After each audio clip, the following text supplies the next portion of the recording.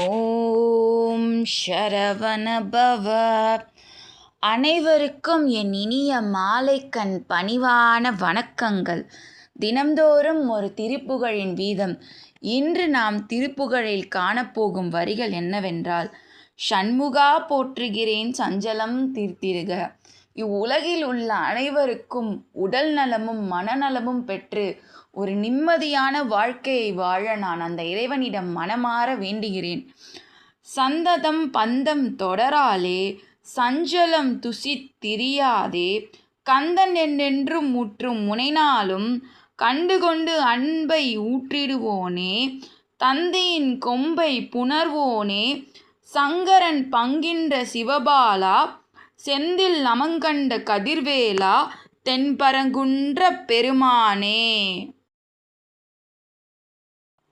இப்பாடலுக்கான கருத்துரையை நான் இப்பொழுது கூறப்போகிறேன். இதை நாம் காண்போம்.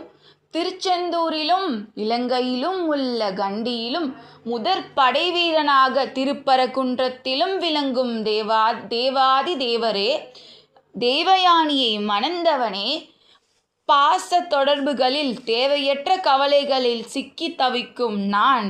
ஒரு பக்தன் முருகனிடம் சொல்கிறான், பாச தொடர்புகளால் தேவையற்ற கவலையில் நான் சிக்கி தவிக்கிறேன் முருகா, என்னை நீ ஒரு நாளும் ஓதி என்னை முன்னேற்றி எனக்கு அருள் தருக, முயற்சி நலம் புரிக அப்படின்னு சொல்லி அந்த பக்தன் தான் முருகன்கிட்ட மனமுருகி வேண்டுகிறான்.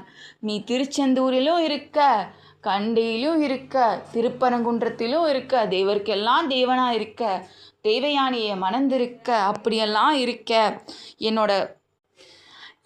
என்னோட பாச உறவுனால் நான் நிறைய இடத்துல கவலையாக சிக்கியிருக்கேன்.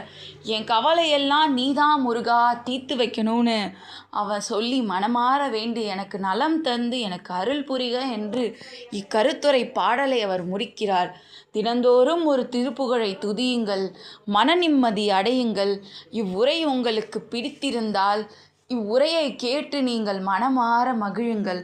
இத்துடன் இவ்வுரையை நான் முடித்து கொள்கிறேன். என்னுடன் இவ்வளவு நேரம் அமைதியாக இவ்வுரையை கேட்டதுக்கு என் மனமார்ந்த நன்றி. தினமும் ஓம் சரவணபவ என்று சொல்லி மன மகிழ்ச்சியுடன் வாழுங்கள். இப்படிக்கு நன்றி, என் வணக்கத்தை கூறி நான் விடைபெறுகிறேன். நாம் நாளை சந்திப்போம். நன்றி, வணக்கம். ஓம் சரவணபவ.